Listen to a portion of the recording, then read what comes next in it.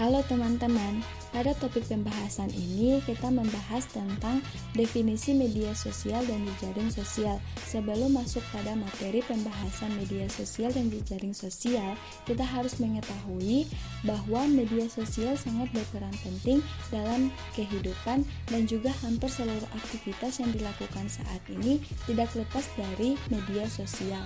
Mulai dari komunikasi, mengupdate informasi, mengunggah sebuah konten, berjualan online, dan masih banyak aktivitas lain yang bisa dilakukan melalui media sosial.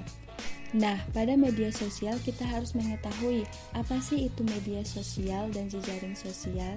Media sosial dan jejaring sosial menurut Kaplan dan Hailin pada tahun 2010, media sosial didefinisikan sebagai sekelompok aplikasi berbasis internet yang dibangun di atas dasar ideologis dan teknologi Web 2.0 sehingga memungkinkan pembuatan dan pertukaran konten yang dihasilkan oleh pengguna. Sedangkan jejaring sosial adalah pengguna situs media sosial berbasis internet untuk tetap terhubung dengan teman, keluarga, kolega, pelanggan, atau klien. Jejaring sosial telah menjadi basis yang signifikan bagi pemasar yang ingin melibatkan pelanggan. Pada media sosial terbagi menjadi 7 karakteristik media sosial, yaitu yang pertama, web space atau ruang web, yang kedua, web pages, yang ketiga, membangun profil, yang keempat, terhubung dengan teman, yang kelima, mengunggah konten secara real time, yang keenam, mengaktifkan percakapan, dan yang terakhir, postingan memiliki penanda waktu agar mudah diikuti. Pada media sosial juga berisi tentang aplikasi-aplikasi yang berperan penting dalam pengguna media sosial, yaitu yang pertama di social network. Di social network terbagi menjadi 3 aplikasi, yaitu ada aplikasi Facebook, Twitter, dan LinkedIn. Dan yang kedua, media sosial network. Di media sosial network terbagi menjadi 3 aplikasi, yaitu ada aplikasi Instagram, Snapchat, dan YouTube.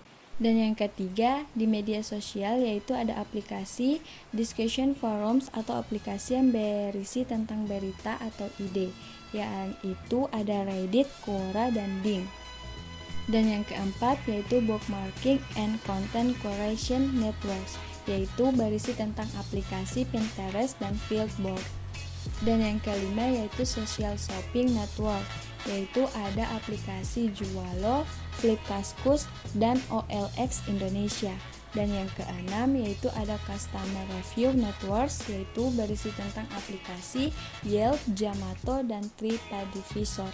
Dan yang terakhir yang ketujuh yaitu blogging and publishing networks, yaitu berisi tentang aplikasi WordPress, Tumblr, dan Medium. Yang kedelapan, interest-based network atau berbagi minat dan hobi. Contoh dari media sosial ini dapat berupa Goodreads dan Last.fm.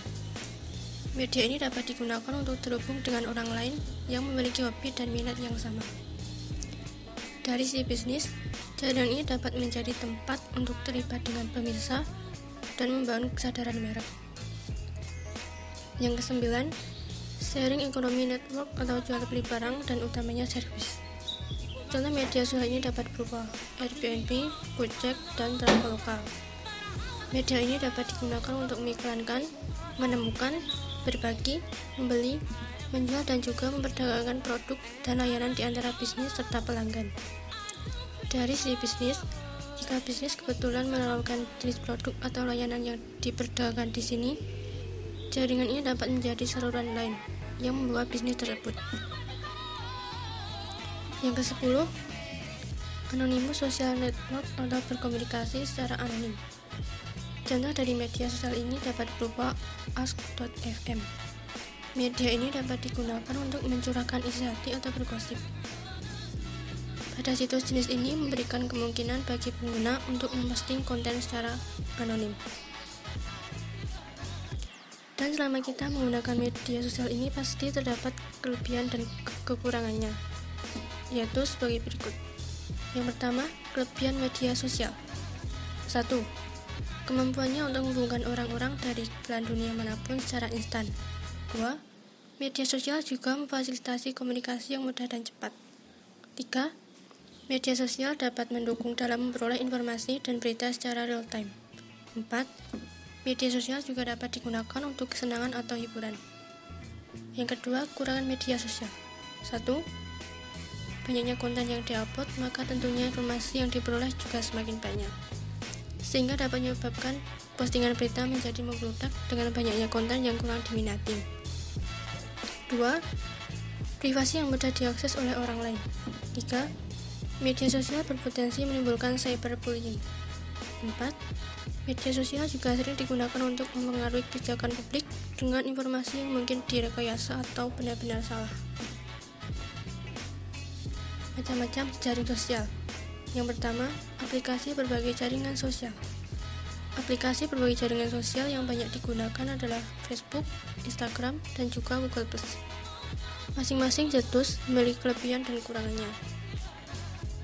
Aplikasi ini biasa digunakan untuk hal yang santai, seperti interaksi dengan teman atau keluarga. Dan pada belakangan ini, aplikasi juga digunakan oleh beberapa organisasi dan lembaga pemerintah. Hal ini karena aplikasi jaringan sosial dapat menjangkau pengguna secara luas. Yang kedua, aplikasi berbagai jaringan profesional. Aplikasi jaringan profesional yang sering digunakan di Indonesia adalah ResearchGate, LinkedIn, dan juga SlideShare.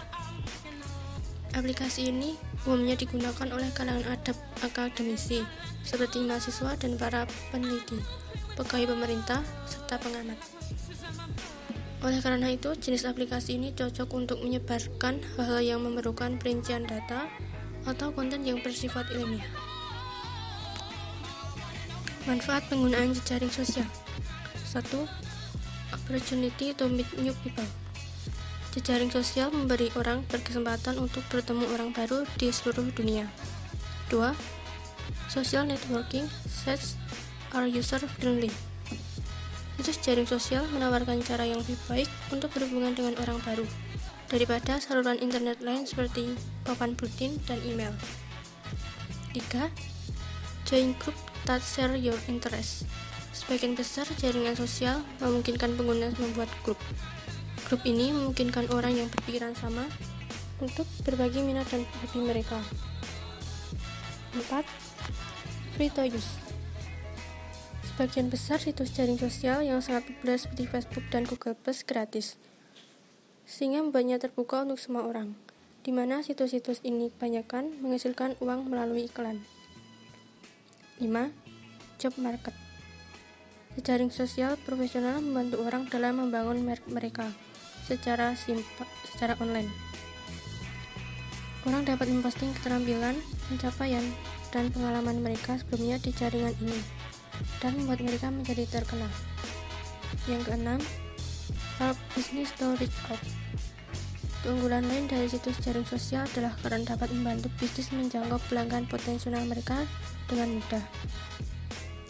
Jejaring sosial telah mengembangkan solusi iklan bertarget yang digunakan bisnis untuk menjangkau pelanggan potensial berdasarkan profil penggunanya. Sekian dari kami. Semoga video ini dapat bermanfaat bagi teman-teman semua. Jangan lupa like, comment, share, dan subscribe ya. And thank you for watching.